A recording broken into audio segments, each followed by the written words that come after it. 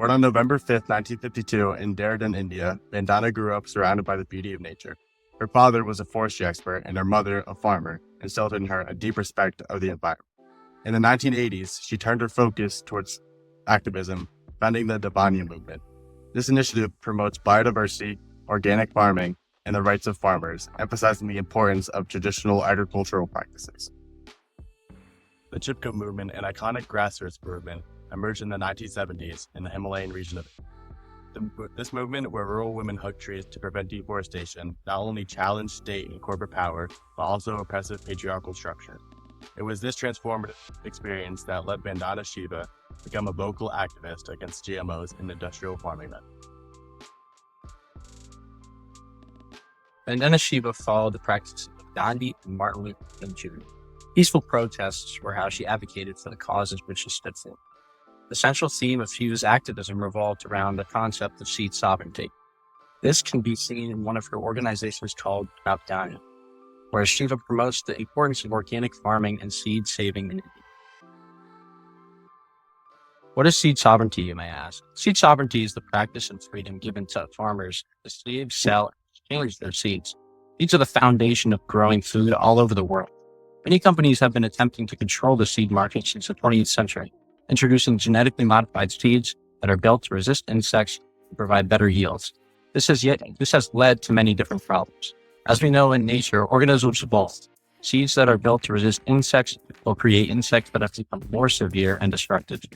This not only makes the switch back to native seeds impossible, but also governs biodiversity.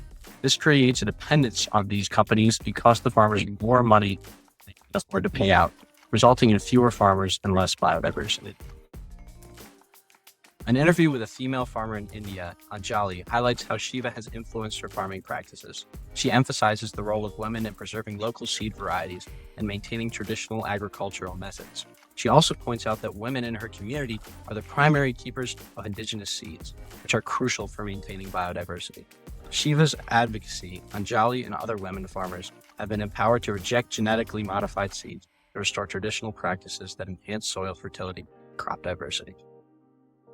Shiva has long fought against the rise of genetically modified organisms.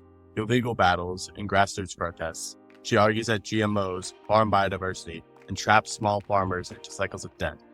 She emphasizes that seeds should remain in the hands of farmers rather than being patented by corporations. Shiva also opposes the commodification of water resources, leading protests against policies that privatize water, turning a fundamental human right into a corporate asset. She believes that all water should be free for all, especially for rural communities that depend on the environment. Her criticism of international trade agreements like the WTO is rooted in the belief that these treaties favor large agribusinesses, undermining the rights and needs of small farmers. By deregulating agricultural markets, they widen inequalities, destroying local economies.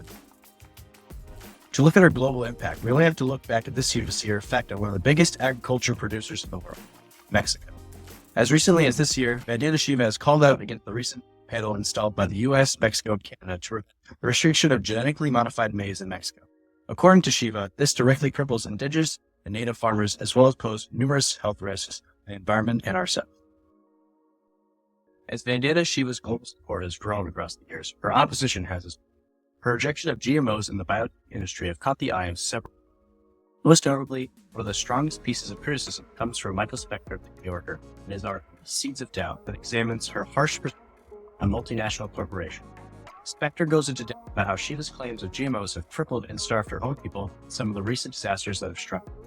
Another publication of Discover, Keith Clore read an article called The Rich Allure of a Peasant Champion, which details how Shiva portrays herself as another starving activist of India, when in fact she lives a luxurious life compared to her peers.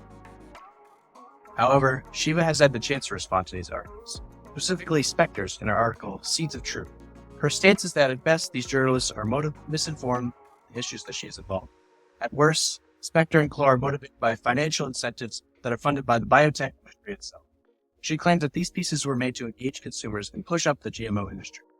If this is true, these articles function as a type of economic propaganda to tear down Shiva and the biodiversity she defends.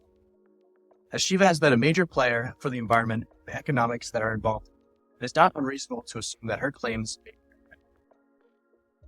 Vandana Shiva has dedicated her whole life to sustainable food production. Even after all she has done, Shiva has a vision for the future of agriculture and small farming. When asked about what she's excited about in food for the future, she says the fact that small farmers are being celebrated again. This is important to her because the trend of super farms that currently dominate food production today may start to decrease to a healthy level soon. Also, she's excited for the thriving of non-violent agriculture that challenges the biotech industry idea that agriculture cannot be naturally regenerative. This practice echoes her calls to more traditional farming methods as the key to combating climate change and GMOs. Vandana Shiva has been a beacon of hope for generations that have not even been born yet. Her practices, if adopted and supported, will help our planet flourish for a long time. Thank you for watching.